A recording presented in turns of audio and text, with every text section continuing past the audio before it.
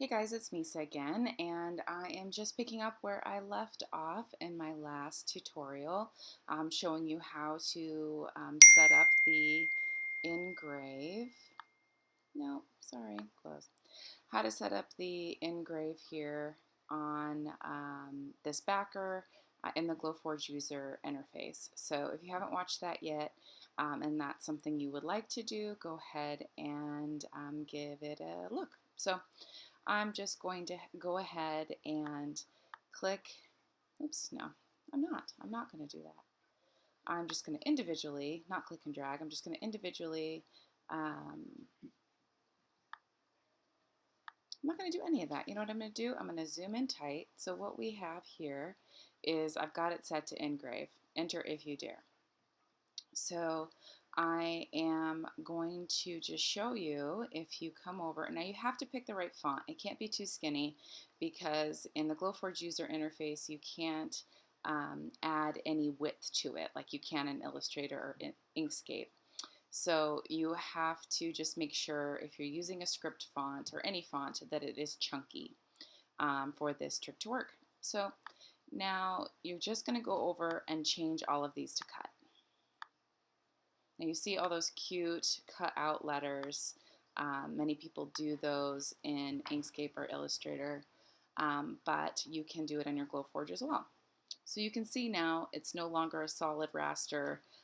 It is a path that goes all around the shape of the letters, and there's no overlapping weirdness. You can just kind of zoom in and make sure that's good enough for you. All right. Oops. Okay, can't get it together here.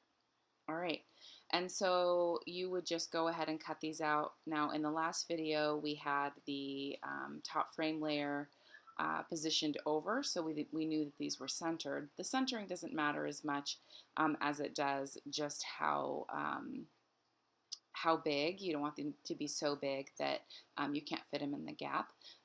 I would recommend going about as big as you think is aesthetically pleasing.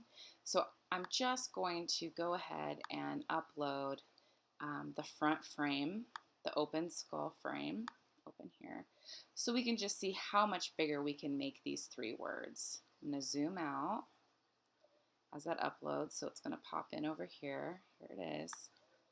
I'm going to pull it over. Now it doesn't need to match up perfect because we're just using it as a guide. Okay, good enough. Pulling it over here. I'm going to zoom back in.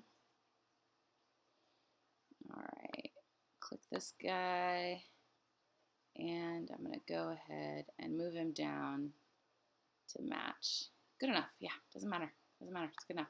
Okay, so we have some room to make these letters even bigger. So I'm just going to click each letter and go ahead and hit Shift so I can resize them all together. And I'm just going to drag them bigger. So when these are all cut out and I'm trying to glue them on the backer, when this is all ready to put together, it would fit something like that.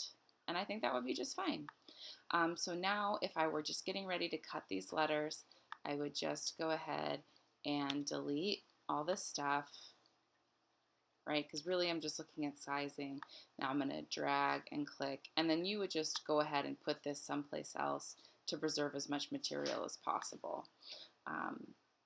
Just so you could tuck them all in right here, line them up, and then just go ahead and glue them down. Okay, thanks so much. I'm going to go ahead and do that Adobe Illustrator tutorial next.